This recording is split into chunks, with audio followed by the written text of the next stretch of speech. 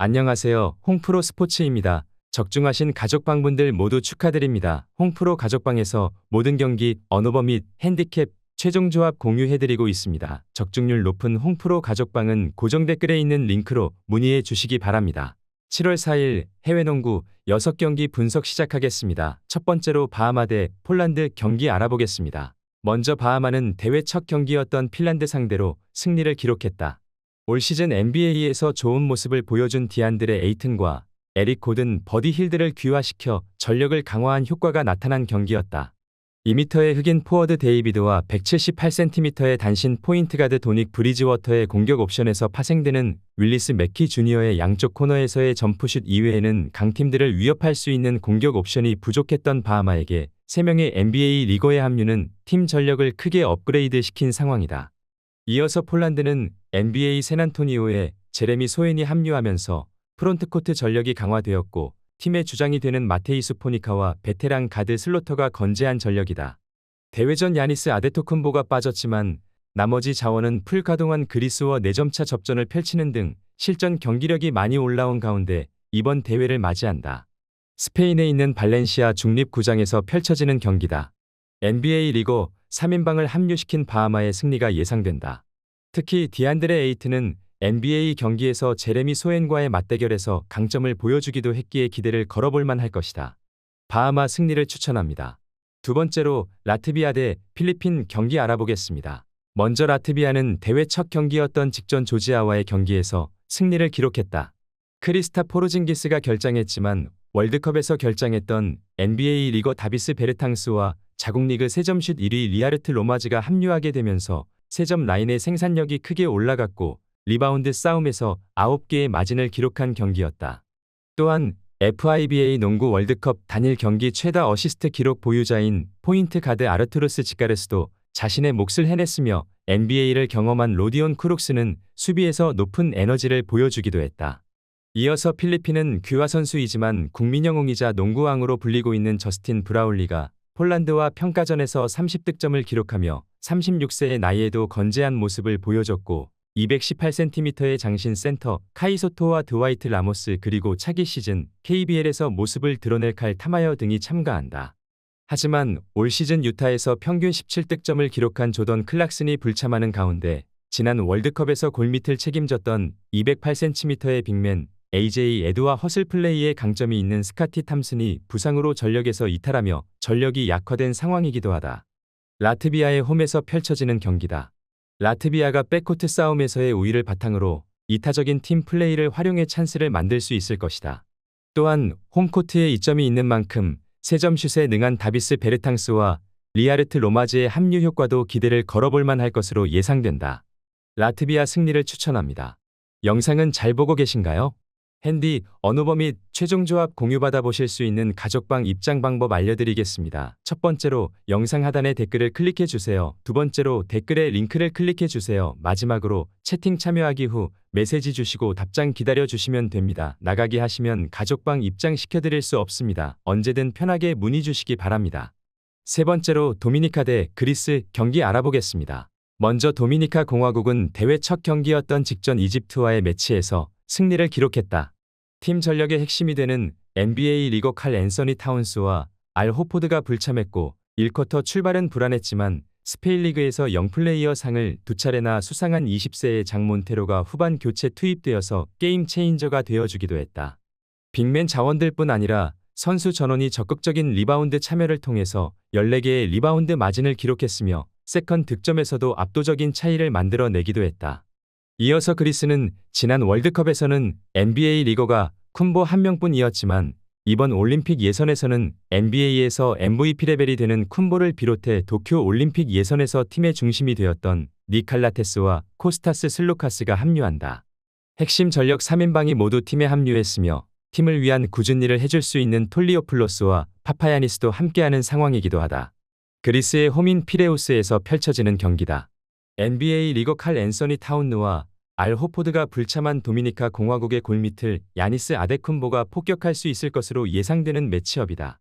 그러나 핸디캡의 범위가 상당히 과함이 있다는 생각이 드는 매치업이기도 하다. 그리스 승리를 추천합니다. 네 번째로 스페인 대 앙골라 경기 알아보겠습니다. 먼저 스페인은 올림픽 진출을 노린다. 세계 랭킹 2위, 하지만 지난 월드컵에서 9위에 그치면서 자존심을 구겼다. 유로의 상승세를 이어가지 못한 것이 아쉬운 스페인이다. 스페인의 강점은 조직력이다. 반대로 약점은 젊은 선수들이 성장하지 못하고 있다는 점이다. 이번 대회 역시 루디 페르난데스와 세르지오 유리 로스터에 포함되어 있다. 그리고 이 두 명이 가장 잘한다. 이것이 가장 큰 문제다. 여기에 같은 조의 바하마가 버티고 있다. 홈에서 열리는 경기이지만 난적이기도 하다. NBA를 경험한 가루바, 에르난 고메즈 형제 그리고 산티아고 알다마 등 빅맨 자원들의 활약이 중요하다. 한 경기 레바논 상대로 45점 차 승리. 스페인 입장의 오늘 경기 역시 선수들을 골고루 기용하면서 지금의 상승세를 3경기 더 이어가는 것이 중요하다. 이어서 앙골라는 아프리카 농구의 절대 강자 앙골라가 부활 중이다. 이번 대회 오늘 경기보다는 다음 레바논전에 초점을 맞추는 것이 현실적인 상황이다. 브루노 페르난도, 질손 방고, 아부바카르 가쿠, 거슨 곤살베스, 차일드 둔다오 등 풀전력을 꾸린 앙골라다. 애탈란타 호크스에서 뛰는 센터 브루노 페르난도의 골 및 장악력과 수비에 기대를 걸어야 한다. 지금 앙골라의 멤버 구성은 2013년 이후 황금세대라고 볼 수 있을 것이다. 앙골라 입장에서 한 경기 스페인전은 몸풀기 경기라고 볼 수 있을 것이다. 반대로 스페인은 한 경기처럼 플레이할 것으로 예상된다.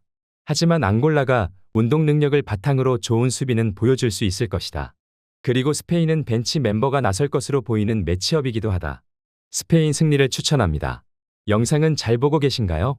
핸디, 언어버 및 최종 조합 공유받아 보실 수 있는 가족방 입장 방법 알려드리겠습니다. 첫 번째로 영상 하단에 댓글을 클릭해 주세요. 두 번째로 댓글에 링크를 클릭해 주세요. 마지막으로 채팅 참여하기 후 메시지 주시고 답장 기다려 주시면 됩니다. 나가기 하시면 가족방 입장 시켜드릴 수 없습니다. 언제든 편하게 문의 주시기 바랍니다. 다섯 번째로 리투아니아 대 코트디부아르 경기 알아보겠습니다. 먼저 리투아니아는 도만타스 사보니스를 중심으로 이번 대회에 나선다. 요나스 발렌슈나스는 결장한다. 두 명이 함께 뛴 경기에서 좋은 성적이 없지만 그럼에도 불구하고 요나스가 없다는 것은 팀의 큰 전력 마이너스다. 사보니스를 중심으로 손발을 맞춘 선수들이 많기에 조직력에서 큰 문제는 없지만 언제나 전력의 한계를 보여준다는 점은 아쉬운 부분이다. 결국 로카스 조쿠바이티스가 성장해야 하는 리투아니아다. 멕시코 상대로 승리를 기록했는데 4쿼터 승부가 결정난 이유를 버리면서 점수 차이가 10점 이상 좁혀졌다.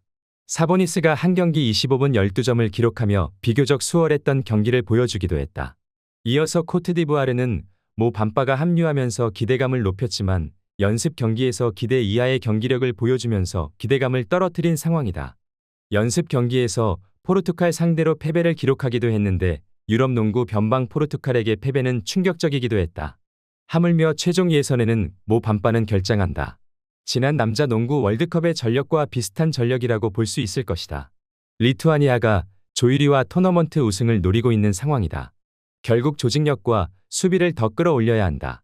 다른 편에 이탈리아와 푸에르토리코는 분명 강팀이라 할 수 있을 것이다. 체력을 비축하기 위해서 한 경기와 비슷하게 4쿼터의 추격을 허용할 가능성 또한 열어둬야 하는 매치업이다. 리투아니아 승리를 추천합니다. 여섯 번째로 바레인 대 푸에르토리코 경기 알아보겠습니다. 먼저 바레인은 2패가 확실해 보이는 가운데 결국 얼마나 세계와 격차를 줄이느냐가 중요하다. 웨인 시즘이 여전히 귀화 선수로 국제대회에서 큰 강점을 기대하기 어려운 상황이다. 자드 엘하지 그리고 무스타파와 무자밀 하무다 등이 세계 수준을 경험다는 것 정도가 바레인의 이번 대회 목표가 될 것이다. 이탈리아 상대로는 더블 스코어 이상으로 대패를 기록했다. 압도적인 기량 차이를 느낀 매치업이었다. 시즘 역시 16분 4득점에 그치기도 했다. 이어서 푸에르토리코는 자국에서 응원 버프를 받고 올림픽 진출을 노린다. 넘어야 할 산이 많다. 이탈리아 그리고 리투아니아, 이번 대회 푸에르토리코의 전력 보강은 호세 알바라도의 합류가 될 것이다. 여기에 이탈리아 상대로는 직전 대회 리벤지를 노린다. 높이에 뚜렷한 강점은 없지만 일선의 빠른 가드들을 바탕으로 엄청난 속공과 3점슛을 던질 것으로 보이는 상황이다. 여기에 호세 알바라도의 일선 수비는 NBA에서도 탑 수준을 보여주기도 한다. 오늘 바레인에게 많은 스틸과 속공을 기록할 수 있을 것으로 보인다. 푸에르토리코 입장에서 이탈리아전을 앞두고 기세를 올릴 필요가 있는 상황이기에 대승을 노릴 것으로 예상된다. 압도적인 전력차를 보여줄 수 있을 것으로 보이는 매치업이기도 하다. 푸에르토리코 승리를 추천합니다.